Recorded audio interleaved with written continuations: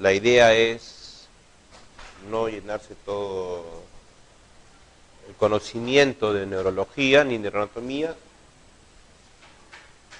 sino de hacer preguntas y respuestas y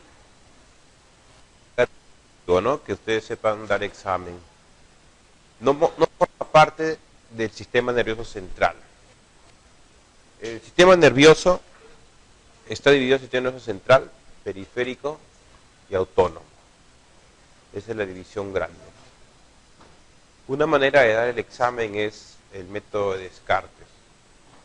Aquí está muy sencilla la pregunta, pero igual vamos a empezar a descartar, ¿no? El cerebro de lejos es el sistema nervioso central. Cuando ustedes hablan del sistema nervioso central, también pueden pensar en el signo de Babinski. El signo de Babinski, tan famoso, es típico del sistema nervioso central. Entonces, cuando ustedes piensen en un paciente que tenga un Babinski por ahí, ustedes tienen que aceptar que tiene la lesión del sistema nervioso central. El cerebelo también forma parte del sistema nervioso central, ¿no? Está dentro de la bóveda craneana, está más relacionado con el equilibrio. La característica del cerebelo es todo lo que es vértigo, vómitos e inestabilidad, es su característica, pero sigue siendo parte del sistema nervioso central. El tronco encefálico, que tiene tres partes, tronco, T de tronco y T de 3, forma parte también del sistema nervioso central, y en la bajada de su vía motora, cualquier lesión en el tronco encefálico también puede dar Babinski en la vía motora, y lo más importante es que cuando ustedes evalúan el tronco encefálico, lo están evaluando mediante la evaluación de los pares craneales. O sea, tronco encefálico es igual a decir pares craneales. La médula espinal, que es una estructura de 45 centímetros, delgada, tiene forma de 1 y por lo tanto es primera neurona, también Babinski. La médula espinal también forma parte del sistema nervioso central. El sistema periférico está formado por la salida de las raíces de la médula espinal. La médula espinal termina la primera neurona y después salen algunas raíces, como unas raíces en la zanahoria, por ejemplo, que forman después nervios, después pueden formar troncos, pueden formar nervios periféricos. Y uno de los nervios periféricos es el radial.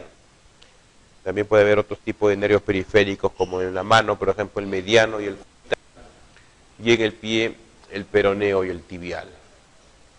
Por lo tanto, una pregunta para empezar bien la noche, la respuesta es: no forma parte del sistema nervioso central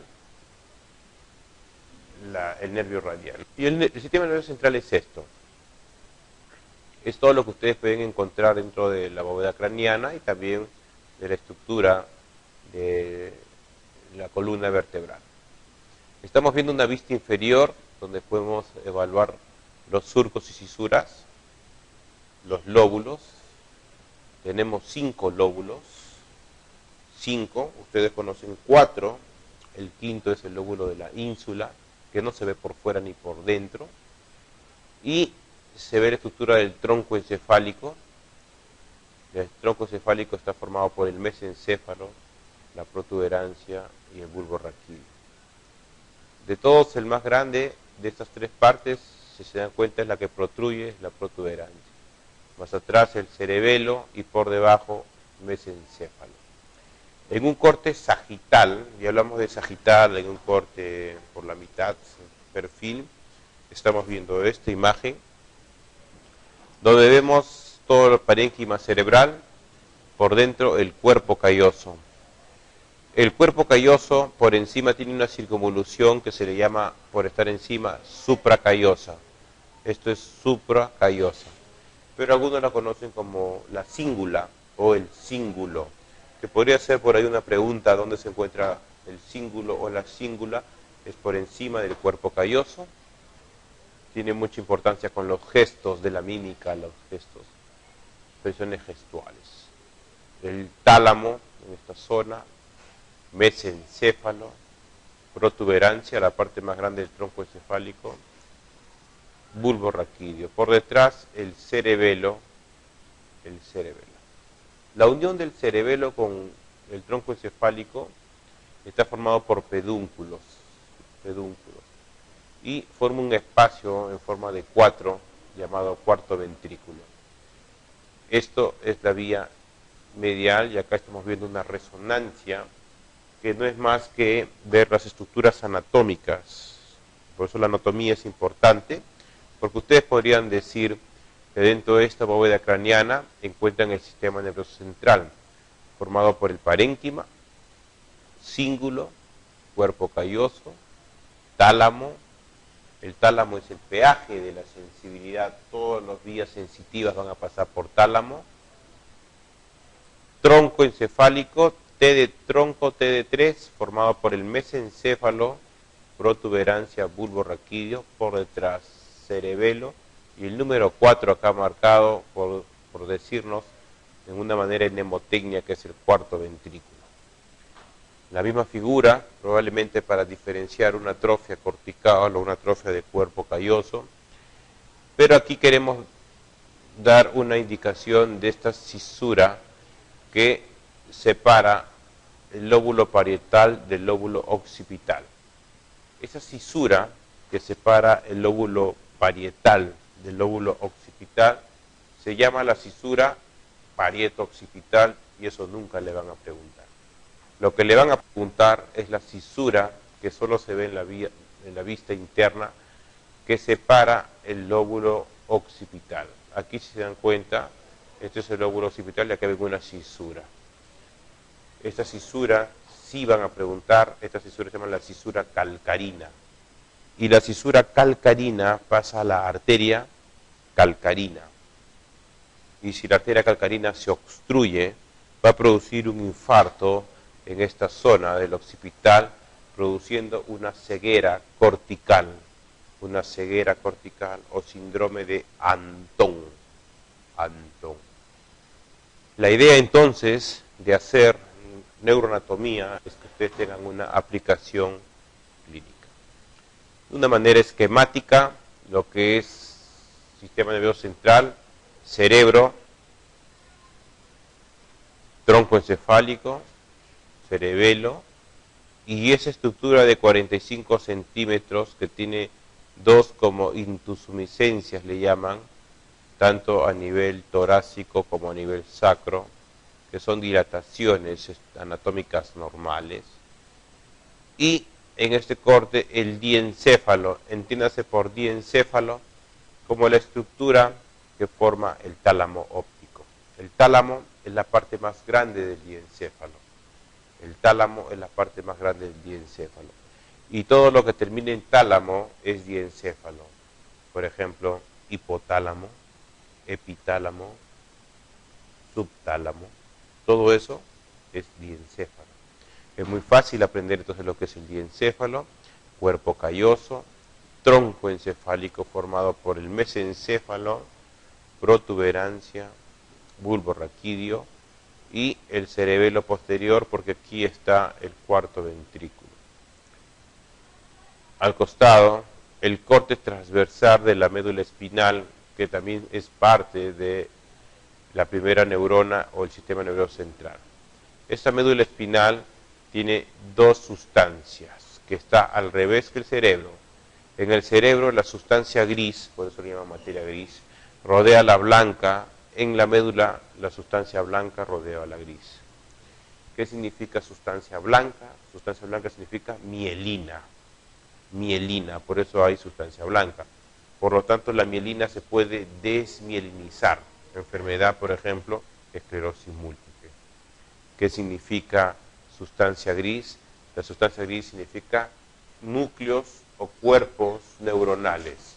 Por lo tanto, ustedes pueden tener sinapsis. No se olviden de la sinapsis, que es muy importante en lo que es núcleos o cuerpos neuronales.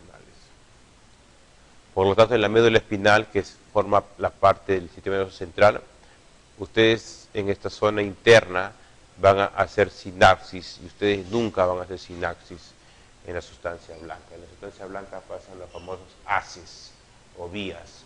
que no es más que un axón con su mielina. Muy bien, una pregunta sencilla para que ustedes empiecen a razonar. Continuamos. El lóbulo frontal. Ya sabemos que tenemos 5 lóbulos, ustedes conocen 4 lóbulos. Estamos agregando el lóbulo de la ínsula, el lóbulo de la ínsula que es un lóbulo funcional y que se encuentra por la parte interna. Y la parte del nervio olfatorio. El nervio olfatorio es el primer par craneal. La mnemotecnia para ustedes, porque la idea no es que memoricen neurología, es que ustedes tienen una sola nariz, por lo tanto, par craneal número 1, y tienen 2 ojos, por lo tanto, par craneal número 2. Nervio olfatorio es todo lo que es el olfato. Si se altera el olfato, se llama hiposmia o anosmia, como signo, hiposmia o anosmia. En cambio, en la parte, par craneal número 2, que es la vía visual, si se altera la vía visual, ustedes van a tener cegueras o hemianopsias. Cegueras o hemianopsias. Es importante diferenciar que estos 2 pares, tanto el 1 como el 2, van directo al cerebro. Muy bien, ¿qué pasa? ¿Dónde se halla? ¿En qué parte del cerebro? Acá nos dan 3 alternativas. Nos están separando las fosas como anterior, media y posterior. También nos dicen todas las anteriores y ninguna.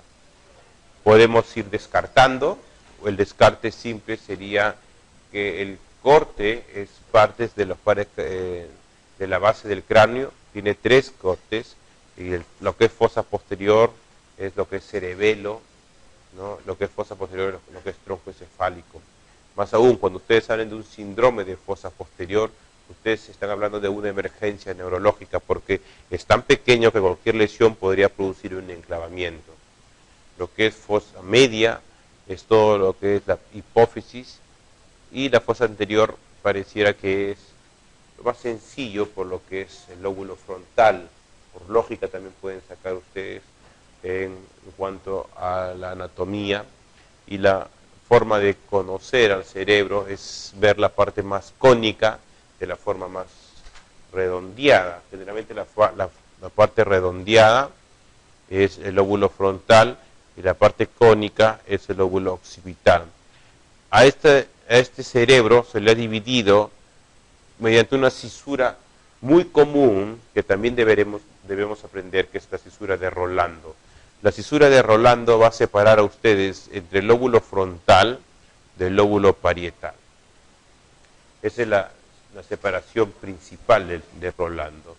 También va a separar lo que es movimiento, acá es la vía motora, de la vía sensitiva. El movimiento también forma parte de la separación de Rolando. Por alfabeto, después de la R que viene, la S. Por lo tanto, esto ¿qué cisura sería? De Silvio. Silvio separa lo que es parietal, frontal, del temporal.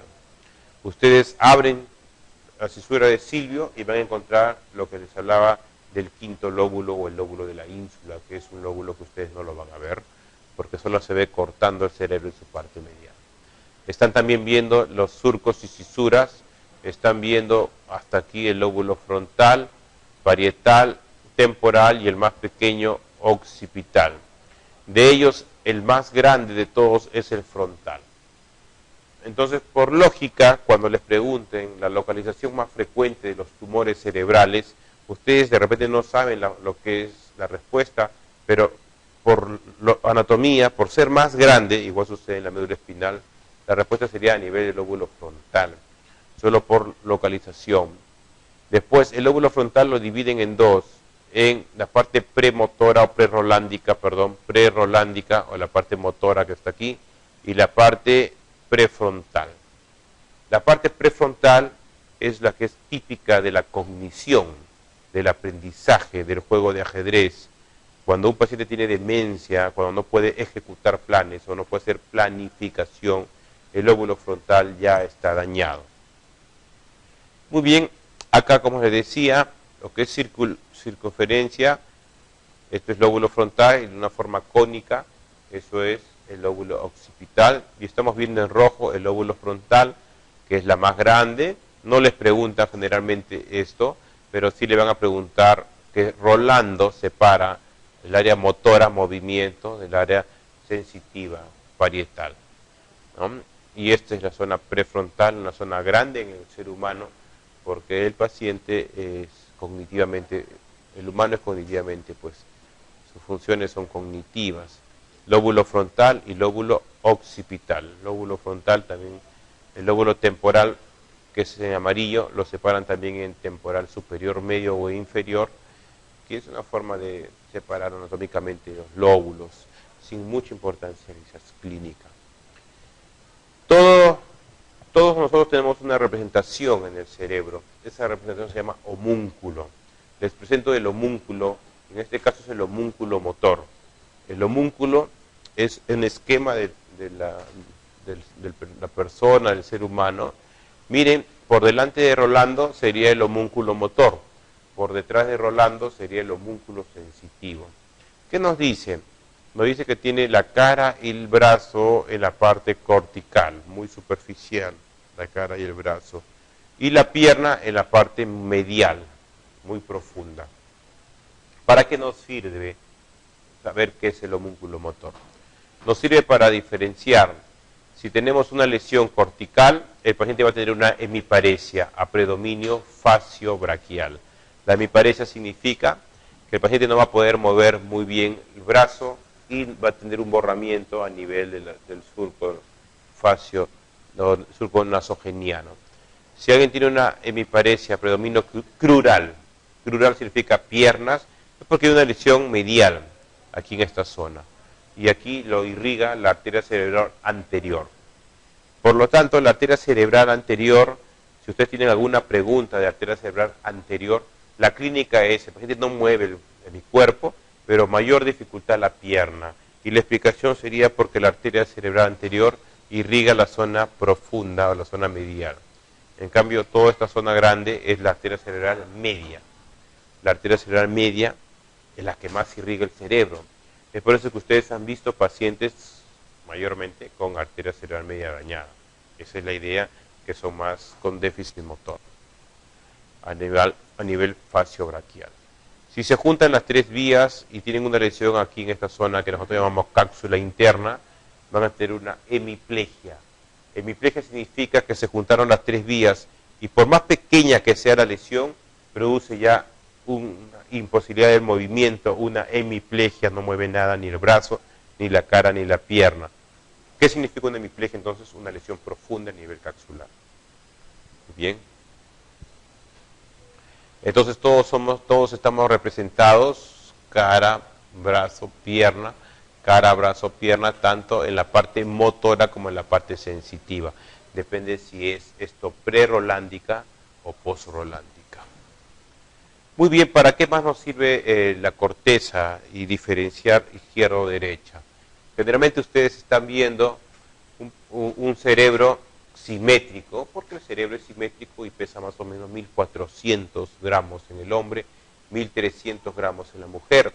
No por ello la diferencia en peso, la diferencia ponderal va a diferenciar la inteligencia, porque la inteligencia está basada por la sinapsis que hay, la reserva sináptica o el lóbulo prefrontal que habíamos dicho.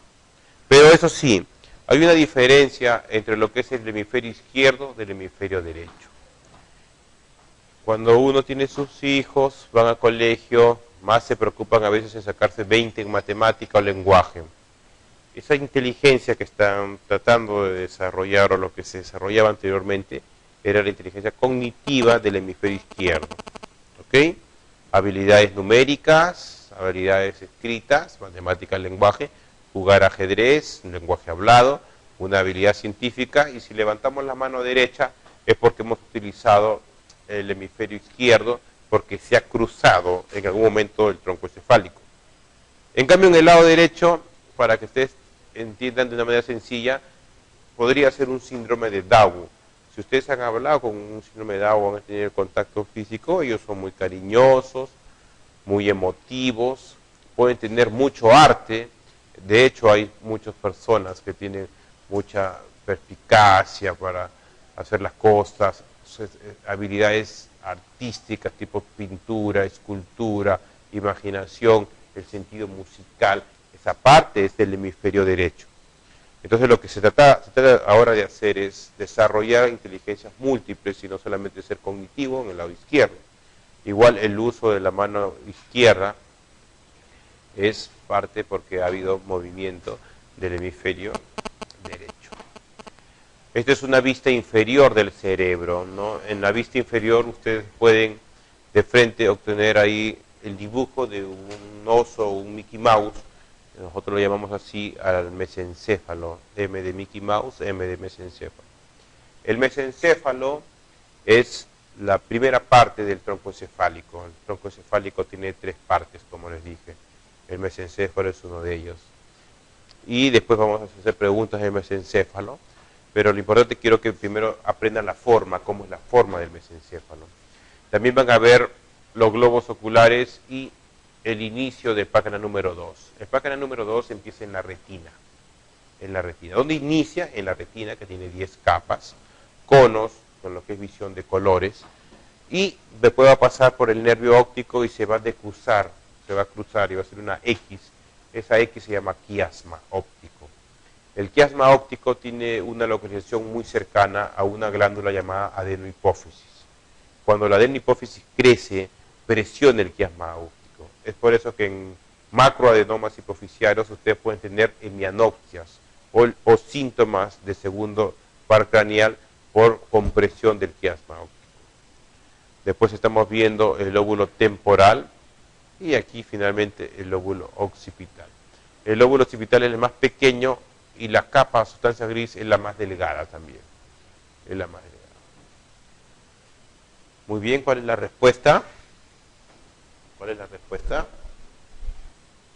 Lean despacio. ¿Alguna respuesta? De los siguientes lóbulos, el que se encuentra solo en la cara interna del cerebro es... ¿Alguna respuesta? ¿Alguien? El lóbulo frontal está por debajo del hueso frontal, es en la cara externa. El lóbulo parietal está por debajo del hueso parietal, es por eso que toman sus nombres.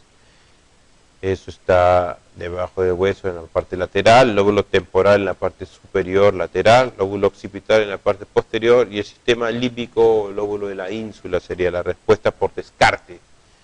El lóbulo de la ínsula es la forma de verlo, es la forma interna y está formado todo lo que es las emociones. En esta zona donde están viendo la mano es un lóbulo funcional, no es estructural, pero tiene mucho que ver con la parte emocional del ser humano, la parte emocional, ¿no? El lóbulo de la ínsula, lo ven en estos cortes por dentro, tiene más que todo vías, y una de las vías está formada por el hipocampo. El hipocampo es una estructura que tiene mucho que ver con la memoria. Cuando ustedes salen de hipocampo, la memoria forma parte principal. A veces hay preguntas muy sencillas en neuroanatomía que ustedes también deben responder, ¿no? Porque pueden aprender cosas muy difíciles y les podrían preguntar algo simple como el sinónimo de cilindro-eje, por ejemplo. ¿Alguna sugerencia? ¿Son? Por ahí otra sugerencia. Cilindro-eje. Muy bien, estas son preguntas que deberíamos ya darlo porque conocemos, ¿no? La respuesta es axón. La neurona es la célula funcional del sistema nervioso. Las neuronas tienen varias formas y varios tamaños. Hay neuronas en forma de cuerpos piramidales, como una pirámide, y por eso le llaman la vía piramidal, que empieza en el área de Brodmann número 4, y el axón va directo hasta la médula espinal. Imagínense tremenda neurona, miren, desde acá hasta acá. Hay neuronas que tienen un solo axón, otros que tienen muchas dendritas. Esas neuronas no se recuperan cuando mueren, ¿no? Si hay una lesión, las neuronas no se recuperan. Lo que se podría recuperar quizás una sinapsis. Y aquí estamos viendo un cuerpo neuronal y el núcleo interior, un cuerpo neuronal, dendritas al costado, y un cilindro eje largo que tiene la función de transporte de algunas vesículas que contienen acetilcolina, que es un neurotransmisor muy frecuente utilizado en neurología, para producir movimiento o alguna función neurológica. Este cilindro eje o axón está rodeado por mielina, que va a estar producido por células dependiendo si está en el sistema nervioso central o en el periférico. Al final del cilindro eje hay algunos botones con dendritas que van a producir la sinapsis con otras neuronas. Y es así como el axón podría empezar en la corteza cerebral, área de Broca número 4, por ejemplo, y podría ir hasta la médula espinal. Pero otra forma de empezar la axón es aquí, en la médula espinal, en la parte inferior o cuerpo inferior, y se va directo hacia la punta de su dedo gordo, porque está haciendo la vía de la segunda neurona. Es aquí, como ustedes ven, el axón rodeado de mielina, que se podría dañar en otras enfermedades desmielinizantes como Guillain-Barré, si es sistema nervioso periférico, y esclerosis múltiple si fuera sistema nervioso central. La destrucción de la mielina produciría síntomas por la disminución de la velocidad de conducción del impulso nervioso. Y esta mielina va a estar producida por algunas células. Muy bien, ¿alguna alternativa? Se encarga la producción de mielina del sistema nervioso periférico. Periférico estamos hablando, ya saben ustedes, nervio mediano, nervio cubital, nervio radial, nervio tibial anterior, nervio peroneo, que son nervios motores. Los nervios sensitivos son nervio mediano, nervio cubital, nervio radial, y en la pierna el nervio sural, pregunta de examen, en la pierna es el nervio sural. Lo que es motor son lo que hemos hablado anteriormente. Por ahí escuché alguna respuesta, la respuesta es la célula de Schwann, la neurona per se, con sus dendritas, su núcleo y su cilindro eje o axón, para terminar en su botón sináptico, va a ser producido por la mielina, por la célula de Schwann en el sistema nervioso periférico, por lo tanto muy importante en Guillain-Barré. En Guillain-Barré es importante la célula de Schwann. Aquí puede ser la alternativa 2, A2 podría ser. Revisando también algunos hablan de... ¿Dónde acaba la médula espinal? Es una pregunta que debemos conocer, porque la médula espinal va a ser la referencia con su término para que ustedes no dañen en una posible punción lumbar, por ejemplo. Por descarte, ¿cuál descartarían?